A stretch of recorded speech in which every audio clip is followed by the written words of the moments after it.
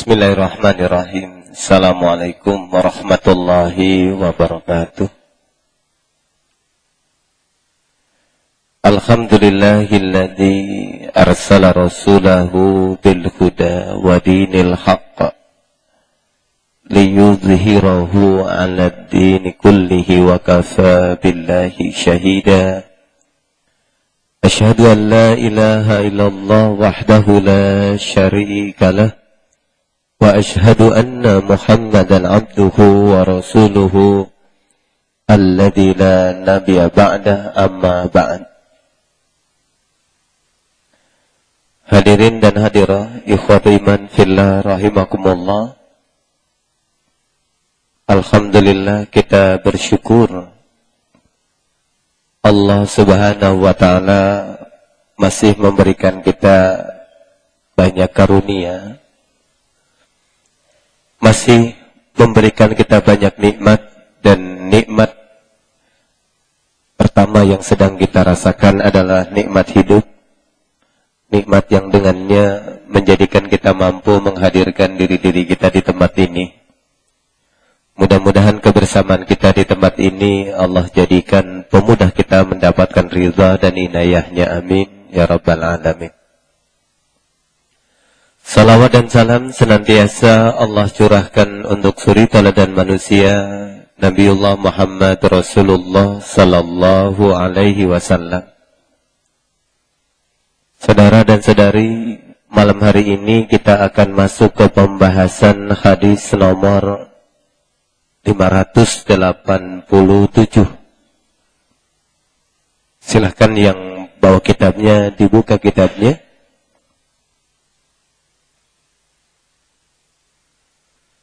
Bismillahirrahmanirrahim. Wa an Talhah bin Abdillah bin Auf radhiyallahu anhu qala sallaitu khalfa bin Abbas radhiyallahu anhu ala janazatin faqara'a fatihatal kitabi faqala liya'lamu annaha sunnatun. Rawahu al-Bukhari. Dari Talhah bin Abdullah bin Auf berkata, aku pernah salat jenazah di belakang Ibnu Abbas, yaitu Abdullah bin Abbas bin Abil Muttalib, sahabat yang wafat di tahun 68 Hijriah radhiyallahu anhuma, di mana dia membaca Al-Fatihah, kemudian setelah selesai salat berkatalah dia agar mereka tahu bahwa itu sunnah Rasulullah sallallahu alaihi wasallam. Sebelum masuk ke pembahasan hadis ini, bagi Anda yang membawa terjemahan yang biasa ditulis, ya, yaitu terjemahan yang versi Bandung itu, apa namanya? Risalah, ya. Ini ada kesalahan, ya. Karena ini juga sebenarnya kesalahan ini berawal dari penukilan. Karena sebenarnya Talhah bin Abdullah ini bukan sahabat. Beliau ini seorang tabi'in, ya. Tabi'in kalangan pertengahan yang biasa dikenal dengan Abu Abdullah. Dia hidup di Madinah, ya. Jadi yang sahabat ini adalah Abbasnya, ya. Jadi mestinya kalau saya merujuk kepada teks asal di dalam kitab Sahih Bukhari, karena hadis ini menurut Ibnu Hajar Al-Asqalani rahimahullah berasal dari kitab Sahih Bukhari, ya, Rawahu Al-Bukhari. Nah, di dalam kitab Sahih Bukhari, hadis ini terdapat di nomor 1249. Di dalam kitab Sahih Bukhari nomor 1249, ini ada di juz yang kelima, halaman 108. Teks asalnya adalah An Talhah bin Abdullah bin Auf qala. Jadi di teks asal itu enggak ada tulisan radhiyallahu anhu kalau di teks asalnya. Shallaitu khalfa Ibni Abbasin baru radhiyallahu anhuma. Nah, baru jadi radhiyallahu anhunya itu diletakkan sesudah penyebutan sahabat Abdullah bin Abbas. Ya. Imam Bukhari menuliskannya radhiyallahu anhuma. Ridha Allah ditetapkan untuk keduanya, bukan hanya kepadanya, tapi keduanya. Kenapa? Karena bapaknya Abdullah ini adalah sahabat Abbas, juga sahabat ya. Jadi dua-duanya disebutkan radhiyallahu anhuma. Kayak misalkan kita menyebut an Aisyata ibni Abi Bakar As-Siddiq, maka menyebutkannya radhiyallahu anhuma. Jadi kepada keduanya. Jadi saudara dan saudari ikhwan fillah rahimakumullah, kalau kita merujuk kepada kitab Sahih Bukhari nomor 1249, terjemahan Gemari salah ke sini, ya, bisa jadi tidak salah, ya. Tapi kalau kemungkinan salahnya karena nukilannya, ya, wallahu a'lam bishawab.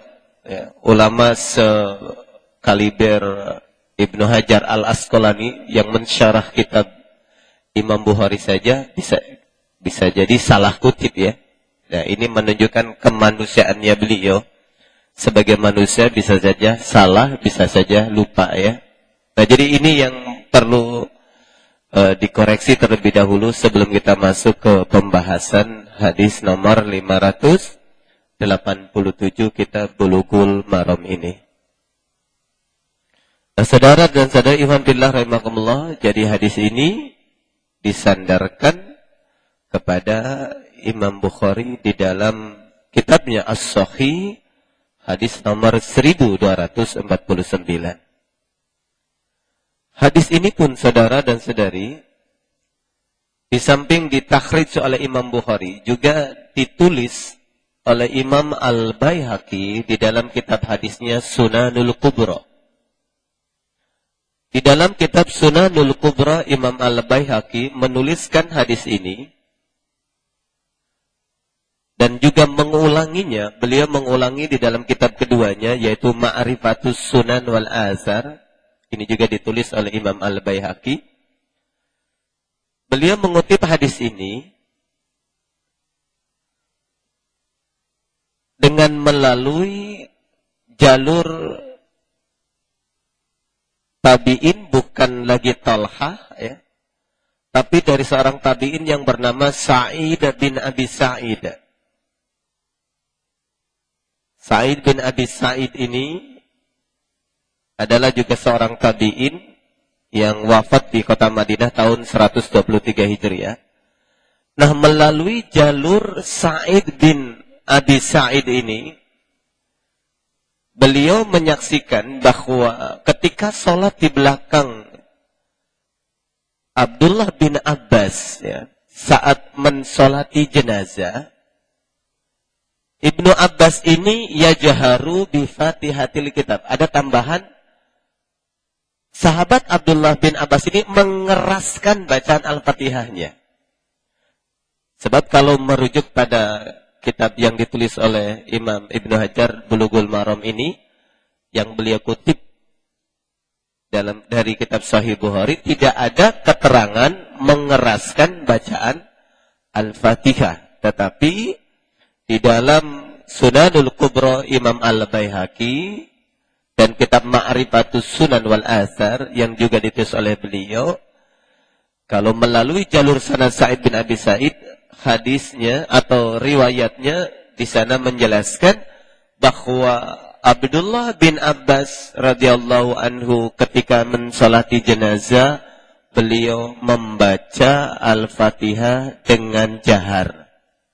Ini perbedaannya antara matan yang ada di dalam kitab Sahih Bukhari, karena tadi merujuk pada nomor 1249 Sahih Bukhari, di sana tidak disebutkan dijaharkan, tetapi di dalam kitab yang ditulis oleh Imam Al-Baihaqi, baik Sunanul Kubra maupun Ma'rifatus Sunan wal Athar, di sana ada tambahan keterangan Ibnu Abbas radhiyallahu anhu itu mengeraskan bacaan Al-Fatihah. Nah, setelah itu ya, beliau menegurnya, ya, kenapa Al-Fatihah dikeraskan? Ibnu Abbas menjawab, innama fa'altu, saya melakukan itu, maksudnya membaca Al-Fatihah dengan keras, lita'lamu, agar kalian semua yang jadi makmum menjadi tahu bahwasanya annaha sunnatun, sesungguhnya Al-Fatihah itu adalah sunnah. Nah, saudara dan saudari, ikhwan fillah rahimakumullah, ya, keterangan sejenis ini, ya, seperti yang diriwayatkan di dalam kitab Sunanul Kubra Al-Baihaqi, juga bisa ditemukan di dalam kitab lain, yaitu kitab Al-Mustadrak ala Sahihainnya Imam Al-Hakim. Jadi dalam Al-Baihaqi, di dalam hadis riwayat Al-Hakim, itu kalimatnya sama, yaitu bahwasanya Abdullah bin Abbas ini tidak hanya sekedar membaca Al-Fatihah, tetapi Al-Fatihah juga dijaharkan ketika mensolati jenazah. Dan menurut Imam Al-Hakim, hadis ini juga sahih. Hada hadithun sahihun ala syarti Muslim. Ini adalah hadis yang sahih menurut komentar Imam Al-Hakim. Wa qad ajma'u ala anna qawla sahabi sunnatun. Dan sungguh telah menjadi ijma, kesepakatan di kalangan perkataan sahabat bahwasannya membaca Al-Fatihah itu adalah sunnah yang mesti dilakukan saat mensolati jenazah ini.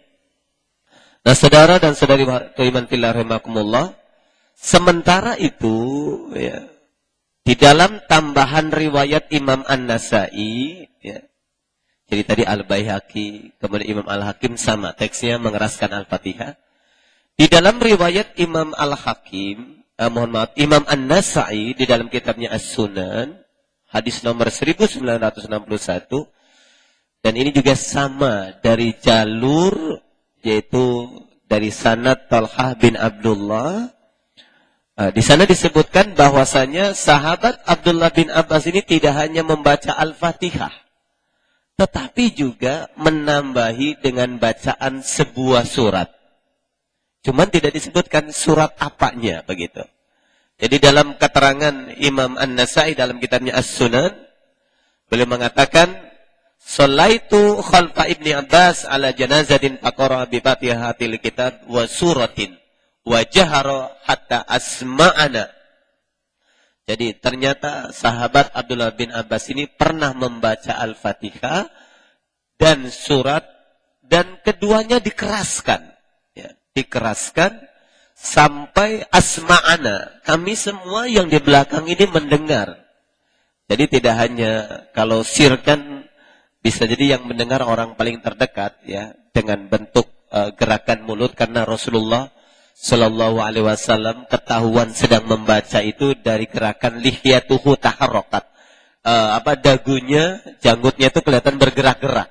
Jadi dia membacanya tidak dalam hati diem begitu, tetapi membacanya ada refleksi gerakannya.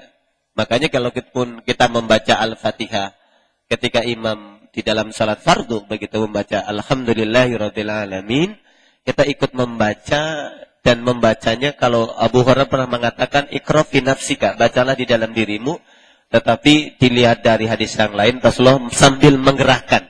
Jadi yang menjadi rukun di dalam membaca Al-Fatihah di dalam sholat fardu itu adalah rukunnya disirkan. Yang dimaksud sir ini adalah ada gerakan bibir kita. Jadi bukan diem saja. Bismillah, tapi mulut kita diem, tidak. Tapi ada. Jadi ada gerakannya begitu, saudara dan saudari. Ikhwan fillah rahimakumullah. Nah, saya lanjutkan kepada penjelasan ini. Nah, di dalam keterangan Imam An-Nasai, Abdullah bin Abbas ketika ditegur oleh Talhah bin Abdullah tabi'in tadi, dia mengatakan faqala sunnatun wa haqqun. Dia menambahkan kata, ini adalah sunnah dan hak. Hak itu adalah keharusan. Nah ini saudara dan saudari ikhwan fillah rahimakumullah, gambaran tentang hadis nomor 587 yang dikutip oleh Ibnu Hajar Al-Asqalani rahimahullah dari mukharij hadis Imam Bukhari, yang ternyata hadis ini tidak hanya datang melalui Bukhari saja, tetapi juga diriwayatkan oleh Imam Al-Baihaqi, oleh Imam Al-Hakim dalam kitab Mustadrak Al-Sahihain, dan juga oleh Imam An-Nasai.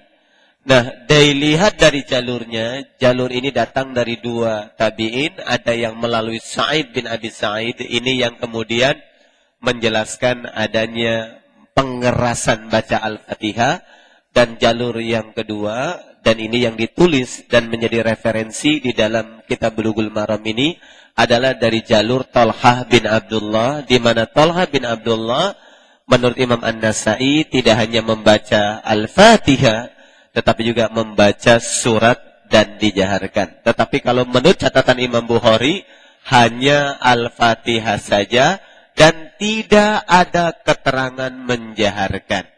Nah, ini gambaran hadis nomor 587 ini. Nah, atas gambaran ini saya ingin menjelaskan beberapa makna ya, atau kandungan makna yang terdapat di dalam hadis ini.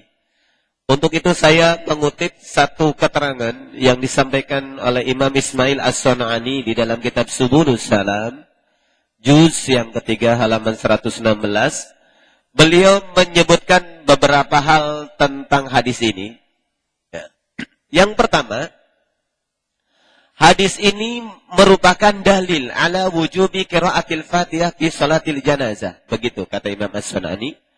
Hadis ini menjadi dalil bahwa membaca Al-Fatihah dalam salat jenazah adalah hukumnya sama sebagaimana membaca Al-Fatihah pada salat fardu. Jadi artinya kan kalau dalam salat fardu, la salata liman lam yaqra bi Fatihatil kitab. Kalau kita tidak membaca Al-Fatihah, berarti satu rakaat tidak dihitung. Ya. Makanya kalau masbuk, kita tidak bisa membaca Al-Fatihah, lebih bagus menambahkan rakaat satu lagi karena Al-Fatihah. Tapi kalau kita mampu membaca Al-Fatihah, kita bisa mencukupinya. Begitu. Karena membaca Al-Fatihah itu adalah rukun. Kalau membaca surat, itu tidak rukun. Jadi ada prioritas. Ya. Jadi mana yang harus dibaca dahulu? Nah, saudara dan saudari, ikhwan fillah rahimakumullah. Jadi ini makna yang pertama. Ya. Jadi salat jenazah dengan demikian tidak sah jika tidak membaca Al-Fatihah. Nah, kemudian seperti penjelasan sebelumnya di hadis nomor 586, membaca Al-Fatihah itu seperti yang dijelaskan oleh beberapa riwayat Ibnu Syaibah di dalam kitabnya Al-Musannif, beliau mengatakan ada dua keterangan tentang membaca Al-Fatihah. Yang pertama adalah keterangan bahwa Al-Fatihah atau Fatihatul Kitab itu dibaca di takbir pertama, karena salat jenazah kan ada 4 takbir. Takbir pertama. Ini keterangan pertama adalah membaca Al-Fatihah. Takbir pertama membaca Al-Fatihah dan membaca sholawat. Ini keterangan yang pertama. Keterangan yang kedua adalah takbir pertama membaca Al-Fatihah, di takbir kedua baru membaca sholawat. Seperti kemarin ada saudara kita yang bertanya, dulu guru-guru kita mengajarkan itu. Saya sampaikan memang ada keterangannya seperti itu. Ya. bahwa ada pilihan. Namun kalau kita mengkaitkan kedua pilihan ini, wabil khusus kita menggunakan standar yang kedua, yaitu di takbir pertama Al-Fatihah, di takbir kedua salawat, maka yang idealnya adalah kita menambahkan seperti yang diterangkan oleh Imam An-Nasai, yaitu tidak hanya Al-Fatihah, tambahin surat.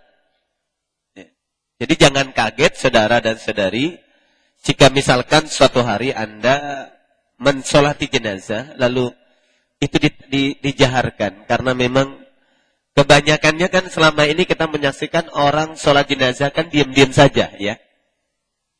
Padahal kalau kebanyakan yang diam, banyak yang tidak pernah sholat jenazah, jadi bingung, ini bacaan apa? Begitu. Nah kalau kita lihat audiensnya, atau kita melihat beberapa dari yang mensolatinya adalah orang-orang yang awam, dalam pengertian ditanya, ibu, bapak, tolong bantu sholat jenazah. Aduh, apa ya bacaannya? Nah, maka kita tunjuk imam yang mengkeraskan. Ya. Nah, tinggal pilihannya tadi. Pilihan yang pertama, takbir pertama, itu bisa cukup membaca Al-Fatihah dan sholawat, atau bisa jadi takbir pertama Al-Fatihah saja, kalau tambahan Imam An-Nasai plus surat, baru di takbir kedua adalah sholawat.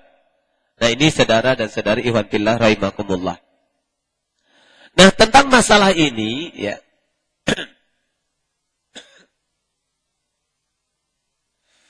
tentang masalah pembacaan kaifiat ini memang tidak disebutkan adanya satu ijma. Mesti yang mana begitu? Ya. Sebab apa? Sebab perbedaan keterangan yang menjadi dasar adanya sebuah hujah atau sebuah argumentasi itu tidak bisa dibatasi pada satu sandaran. Kalau orang misalkan menyandarkan kepada keterangan Imam Bukhari saja, lalu dia menafikan keterangan Imam Nasai, juga tidak boleh. Sebaliknya kita menyandarkan keterangan Imam Nasai lalu menafikan keterangan Bukhari juga tidak boleh. Ya.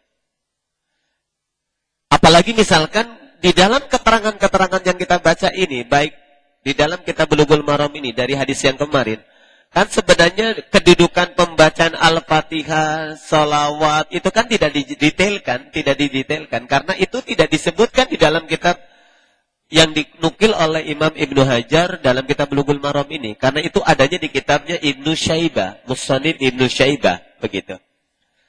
Karena yang kita tahu kan ya, saudara dan saudari, pentakhrij hadis itu tidak hanya Bukhari saja, tidak hanya Muslim saja, tetapi ada juga Imam Ahmad, Imam Malik, ya.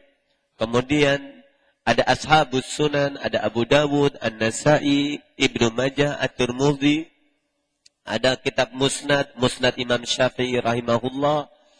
Kemudian ada beberapa musannif, musannif Ibnu Syaibah, musannif Ibnu Razak, musannif ada lagi Abu Ya'la kalau tidak salah. Ada Musnad Asy-Syihabi juga ada beberapa pentakhrij yang semuanya ini juga kalau kita gabungkan dengan beberapa pentakhrij lain, ada Ad-Daruqutni, ada At-Tabrani, ada Al-Baihaqi, memang banyak.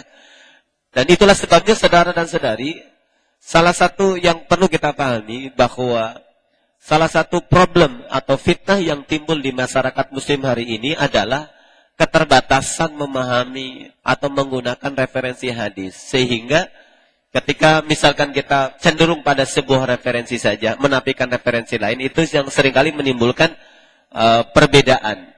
Seperti yang saya sampaikan di sini, kan, kalau merujuk kepada Imam Bukhari saja, Al-Fatihah doang, tidak ada kata jahar. Tidak ada keterangan tambahan surat begitu. Tapi kalau kita lihat Al-Baihaqi, kita lihat keterangan Imam An-Nasai, kita keterangan Imam Al-Hakim, ternyata ada tambahan-tambahan. Nah, itulah sebabnya saya ingin menegaskan bahwa di dalam penetapan hujah, kita memang di sini saya tidak menemukan satu ijma, satu keputusan bersama para ulama harus begini sholat jenazah. Ya, kenapa? Karena memang kan perjalanan waktunya juga beda-beda. Kalau sekarang misalkan kita tanya saja ulama-ulama yang di Indonesia, tanya sholat jenazah itu kayak apa sih takbirnya? Tentu kita tidak membahas kalau takbir 5 ya. Kalau karena teman sudah kita bahas, ada juga yang takbir 5. Imam As-Sun'ani mengatakan itu biasanya madhabnya Al-Hadawiyah, madhab pengikut Ahlul Bait.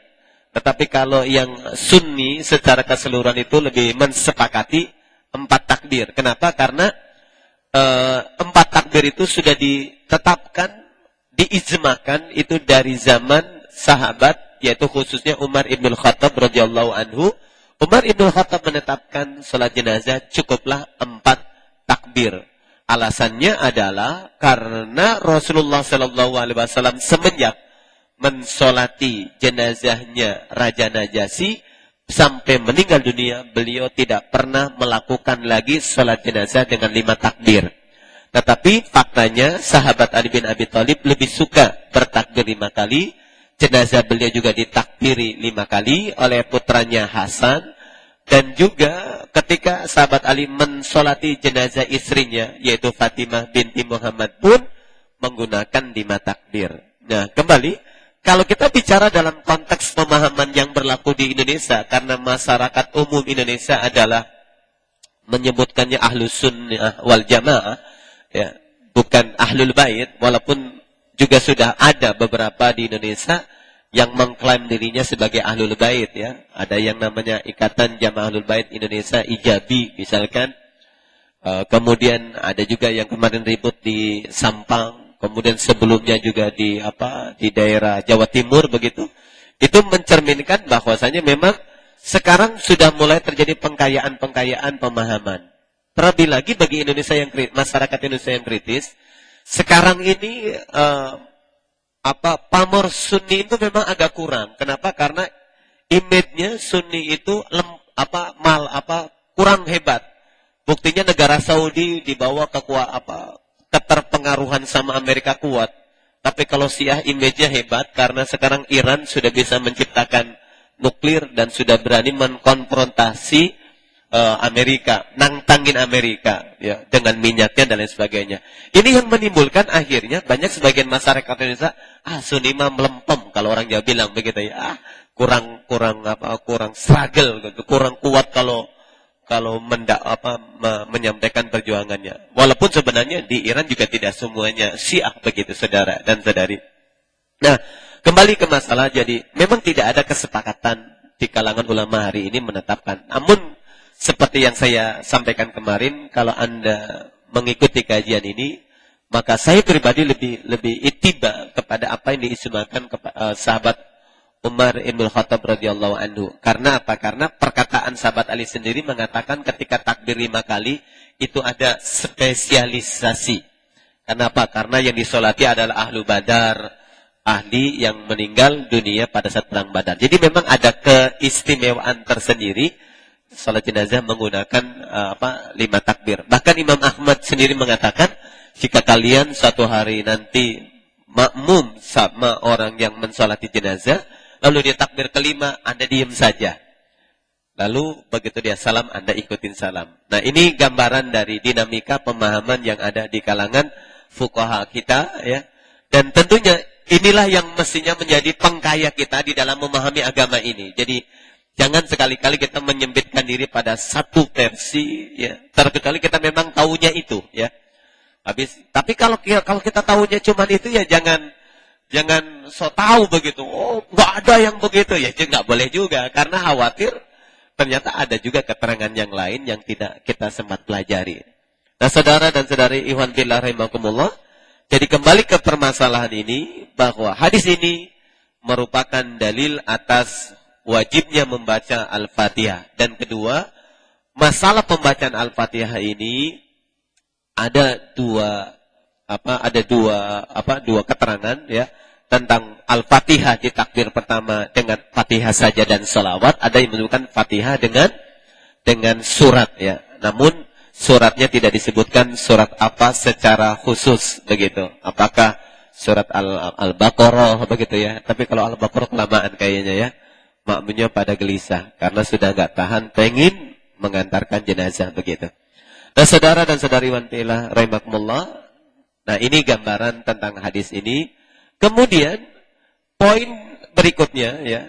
Kalau tadi poin kedua tentang disposisi Fatihah seperti apa, maka poin yang ketiga, hadis ini merupakan takkid atau penguat akan kesohihan atau akan kehujahan hadis yang disandarkan kepada Imam Syafi'i yang sebelumnya disebutkan sebagai hadis yang lemah ya. Sebagaimana kutipan Ibnu Hajar Al-Asqalani rahimahullah pada hadis sebelumnya yaitu nomor 86 ya kalau tidak salah. Itu di sana Anda baca kitabnya itu disandarkan kepada Imam Syafi'i dan disebut sebagai hadis yang lemah. Jadi hadis ini saudara dan saudari, dengan adanya hadis ini maka status hadis yang ditakhrij oleh Imam Syafi'i bukan lemah, tapi paling tidak naik statusnya menjadi hasan li ghairihi, yaitu menjadi bagus karena adanya keterangan hadis yang lainnya. Nah, ikhwati iman fillah rahimakumullah, ini makna yang terkandung di dalam hadis nomor 587 ya. Mudah-mudahan ini menambahkan kemudahan bagi kita ya. Dan mendorong kita untuk senantiasa bisa mengambil manfaat dari setiap kematian. Karena sesungguhnya kebaikan yang kita bisa ambil dari seorang yang meninggal jenazah adalah kebaikan dari sholat jenazah. Karena Rasulullah Sallallahu Alaihi Wasallam menstimulasi kita, mendorong kita untuk mau sholat jenazah. Karena satu sholat jenazah itu pahalanya sebesar gunung Uhud. Ya. Kalau kita suruh nyari gunung Uhud di Indonesia nggak ketemu, ya. Adanya di Mekah sana, begitu. Jadi mudah-mudahan kita termotivasi setiap mendengar kematian yang kita kenal itu untuk menjadi lahan kebaikan kita, yaitu mensalatkannya. Terlebih lagi seperti yang disampaikan oleh Rasulullah Sallallahu Alaihi Wasallam dalam hadis sebelumnya, tidaklah seorang jenazah disolati oleh 40 orang yang tidak mensekutukan Allah, kecuali doa-doa mereka menjadi syafaat atau pemudah kemakbulan bagi harapan dan keinginannya si jenazah itu sendiri. Dengan demikian memang banyaknya orang yang hadir dalam kematian itu tidak bisa menjadi ukuran bahwa itu pasti orang soleh, juga tidak, saudara ya. Karena biasanya tergantung publisitas saja, begitu ya. Kalau orangnya terkenal bisa jadi semua orang datang, begitu ya. Karena merasa ikut tenar akhirnya. Apalagi kalau meninggalnya di blow up oleh televisi, itu lain hal. Tapi kalau nggak dikenal, boro-boro ya, saudara. Boro-boro mau datang. Siapa yang meninggal? Oh, saya juga nggak kenal, begitu ya. Kecuali yang kenal.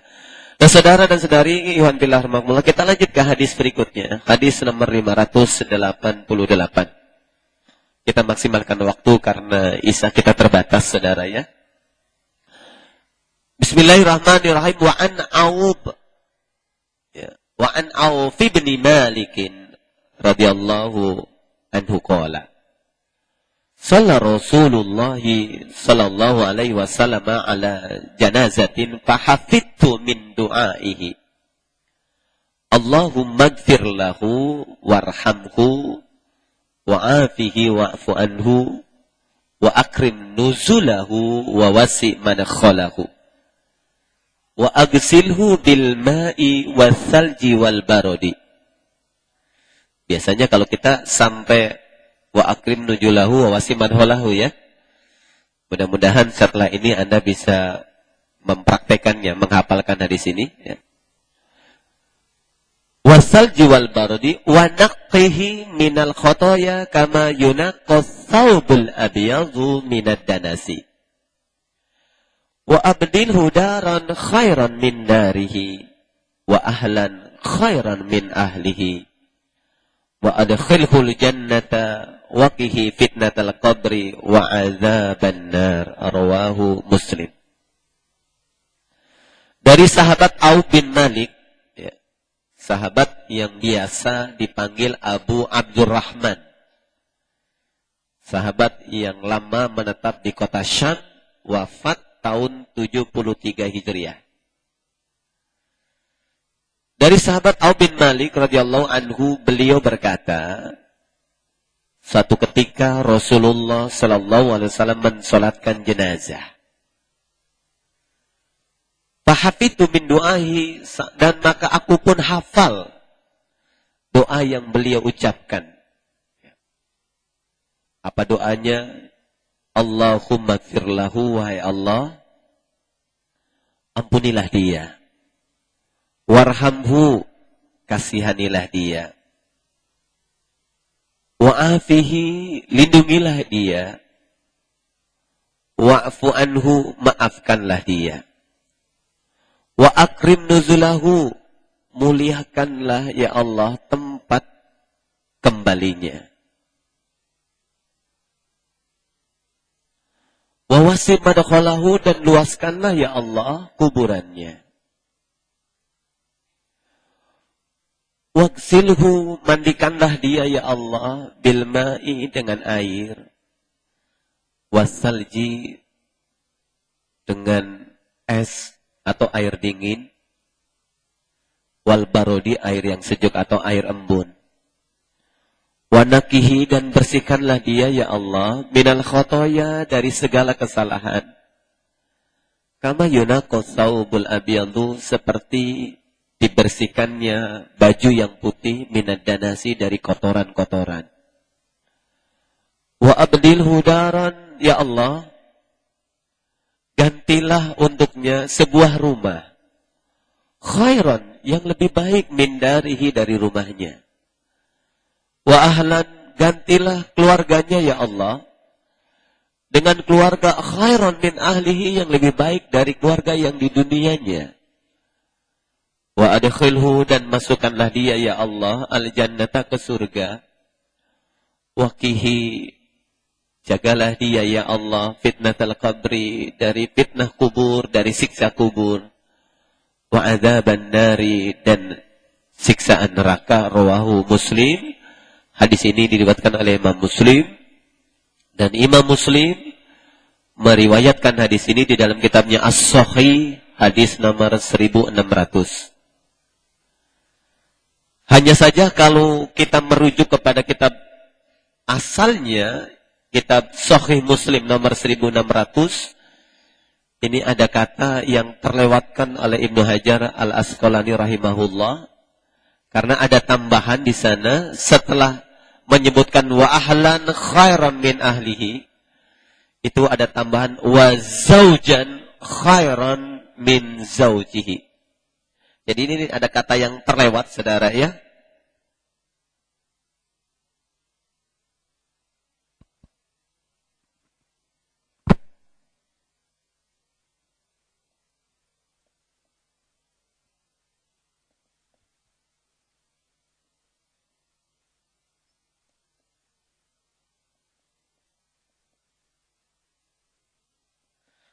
Wa zaujan, dan pasangannya, gantikanlah pasangannya.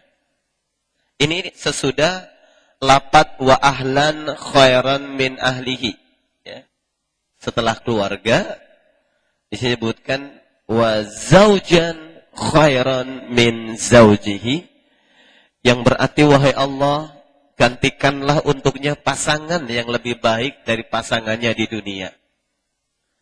Jadi kalau waktu meninggal dunia belum nikah ya, ini doanya nggak kena yang jauzan ini, karena dia nggak punya pasangan di dunia kan, belum punya pasangan. Kayak yang sekarang meninggal siapa itu namanya? Ya. Siapa saudari? Oh ada yang tahu ya, ada penggemarnya. Ya. Jadi kalau dia belum nikah, berarti makanya kasihan kalau orang meninggal ini belum nikah. Nanti dia nggak punya experience tentang pasangan yang di dunianya gimana di akhirat. Orang dia nggak punya dulu pasangan saya lebih baik atau tidak baik ya. Jadi dia nggak nikmatnya jadi berbeda. Gitu. Nah saudara dan saudari ikhwan fillah rahimakumullah, ini doa menurut Imam Muslim ini lengkapnya seperti itu. Sehingga ketika sahabat Auf ya, bin Malik radhiyallahu anhu mendengar doa itu, beliau sampai berkata demikian. Hatta tamannaitu an akuna ana dzalikal mayyit. Sampai saya pengen seandainya sayalah yang jadi mayit ya. Kalau doanya indah begini, saudara ya. Kalau kita dengar doa ini kayaknya jangankan kebayang jadi mayit ya. Yang nyolatin saja, oh ini panjang banget. Yang kepikir, oh, ini doanya panjang banget begitu.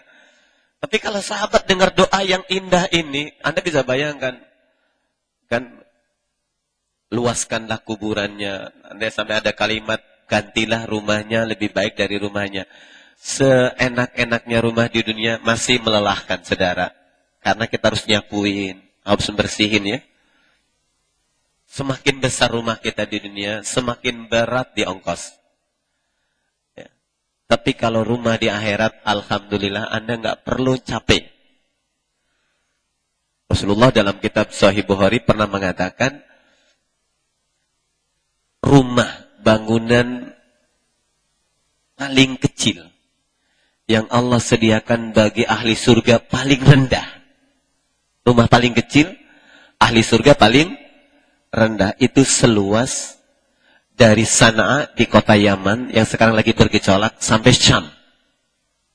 Syam itu Syria. Jadi melewati negara Yaman, Saudi Arabia, sampai Syam. Itu rumah paling kecil. Saya sih nggak kebayang, saudara, itu antara jalan kakinya aja nggak cukup 1 minggu tuh.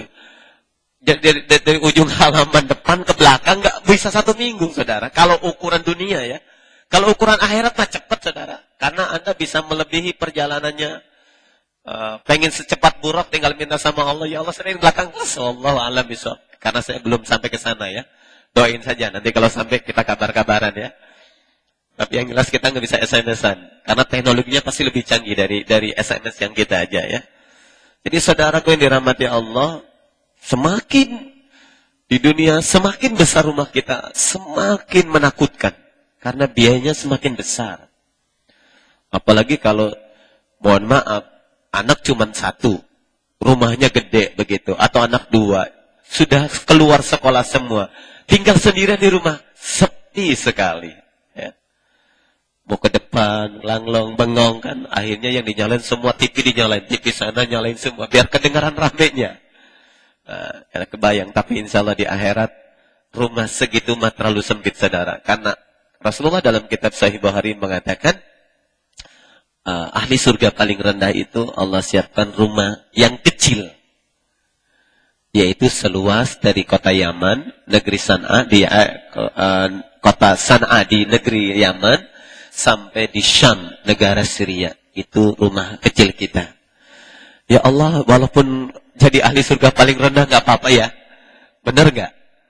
Apalagi kita yang belum punya rumah nih ya. Kalau makanya betul, sahabat Auf ini mendengar doa ini, seandainya aku yang jadi mayit. Kalau kita mau nggak kepikir begitu ya. Yang kepikir ini doa panjang banget. Orang biasanya juga sampai Allah maghfir lahu warhamu wa'afi wa'fu'anhu wa'akrim nuzulahu wa wasi' madkhalahu. Sampai situ aja kayaknya udah berat banget bacanya. Ya. Bahkan banyak juga yang lupa ya. Makanya setiap kali salat jenazah orang pada bingung siapa yang jadi imam begitu. Karena bingung di salat jenazah kayak apa, bingung takbirnya berapa begitu. Karena salat-salat yang tidak didawamkan oleh kita kan seringkali membingungkan kita ya. Sama dengan salat gerhana begitu. Ini berapa rakaat begitu? Gimana rukunya? Ternyata 1 rakaat ada 2 kali ruku, bingung juga. Makanya bagi sebagian orang ini salat yang aneh. Nah, saudara dan saudara iman billah rahimakumullah, Imam Muslim kemudian mengulang hadis ini ya di nomor 1601 ya. Dengan tambahan yaitu tadi fatamannaitu an law kuntu anal mayyit li du'ai Rasulillah sallallahu alaihi wasallam ala dzalikal mayyit. Betapa inginnya seandainya aku inilah yang menjadi mayat karena doanya Rasulullah sallallahu alaihi wasallam.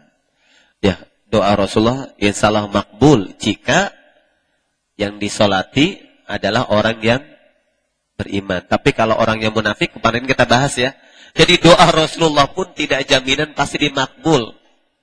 Karena Rasulullah pernah ditegur, kok kenapa mau menyolatin jenazahnya Abdullah bin Ubay, ya, tokoh munafik. Tapi itu sebagai pelajaran bahwa walaupun Rasulullah tidak sepakat dengan kemunafikannya, tapi tidak berarti secara hubungan sosial kita memperlihatkan kebenciannya, terlebih lagi sesudah matinya. Jangan misalkan kita kenal dengan orang itu, kita benci banget dengan dia, sudah meninggal dunia, biarin aja, syukurin. Malah bukan begitu. Justru nggak masalah kita datang, karena yang menjadi sasaran takziah kita bukan jenazahnya. Jenazah itu dengan sholat dan mengantarkannya kita dapat pahala, tapi menghibur keluarganya yang solih itu juga ada pahala. Jadi di sana saudara, walaupun kita tidak sepakat dengan orangnya begitu, karena mudah-mudahan keluarga yang ditinggalkannya itu menjadi bertambah kebaikannya. Wabil khusus jika keluarga yang ditinggalkannya adalah orang-orang yang solih, yang kita tahu kesolihannya. Nah, saudara dan saudari wantillah rahimakumullah, tentang hadis ini Imam As-San'ani menjelaskan beberapa hal ya dalam kitab Subulus Salam. Yang pertama, hadis ini menjelaskan ada dua kemungkinan makna yang terkandung dari lafaz fahafidtu min du'aihi. Maka aku hafal doanya. Ya. Jadi kemungkinan yang pertama, sahabat Auf bin Malik ini hafal karena Rasulullah menjaharkannya. Kemungkinan. Kalau bahasa Imam Ismail As-San'ani dalam kitab Subulus Salam, payuhmalu. Ya. Kemungkinan yang pertama, yang menjadi sebab kenapa Auf bin Malik ini hafal karena Rasulullah menjaharkannya. Kemungkinan yang kedua adalah karena sahabat Auf bin Malik intens mengikuti sholat-sholat jenazah dan menanyakan doa-doanya. Jadi setiap sholat Rasulullah baca doa apa? Ajarkan begitu. Jadi fuqaha menilai, salah satunya adalah Imam As-San'ani menilai bahwa pengertian pahafidtu itu bisa jadi karena Rasulullah menjaharkan, bisa juga karena Rasulullah menceritakan. Jadi setelah sholat, Rasulullah doanya apa? Nih, atau sebelum sholat, Rasulullah mengajarkan, inilah doanya yang kita baca. Karena seringnya dia bertanya, karena ada intensitas, ya. Intensitas komunikasi sahabat Auf ini dengan Rasulullah dan keberanian bertanya inilah yang menjadikan sahabat Auf bin Malik ini hafal akan doa yang diajarkan oleh Rasulullah Sallallahu Alaihi Wasallam. Kemudian yang kedua, hadis ini dengan adanya dua kemungkinan di atas yang disebutkan tadi, kemungkinan dikeraskan atau kemungkinan ditanya, para fuqaha berbeda pendapat tentang syariat kaifiat pembacaan doa saat salat jenazah. Jadi ada perbedaan pendapat di kalangan fuqaha tentang tata cara membaca doa salat jenazah, doa di salat jenazah. Pendapat yang pertama mengatakan sebaiknya disirkan saja. Yundabul israru. Jadi bacanya kayak Allahu Akbar, Al-Fatihahnya sir, begitu. Kalaupun ada surat sir, terus Allahu Akbar, mau baca sholawat atau sholawatnya di pertama juga sir, silakan saja. Ini pendapat yang pertama. Pendapat yang kedua, jahar dan sir dalam pembacaan doa saat sholat jenazah adalah pilihan. Jadi tergantung imam, kalau pendapat yang kedua. Jadi pendapat yang kedua, boleh jahar, boleh sir.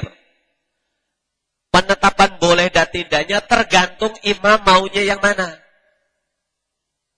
Dan tentunya penetapan imam ini didasarkan karena melihat jamaah yang sholat. Oh yang sholat ini kelihatannya mohon maaf, orangnya nggak pernah ngaji, begitu kan. Ya, bacakan, keraskan. Keraskan bacaannya supaya apa? Supaya di belakang ikut ngecom orang Jawa bilang ya, ikut ngomong begitu, ya. Ikut membaca di dalam dirinya, dan tentunya pembacaan ini, ya, itu ketika semakin dihayati, semakin menguatkan makna dan kekuatan doa itu sendiri. Itu sebabnya memang idealnya tadi pilihan. Baik, kita break, insyaallah kita lanjutkan setelah salat Isya berjamaah. Walaupun minkum walhamdulillahirabbil alamin.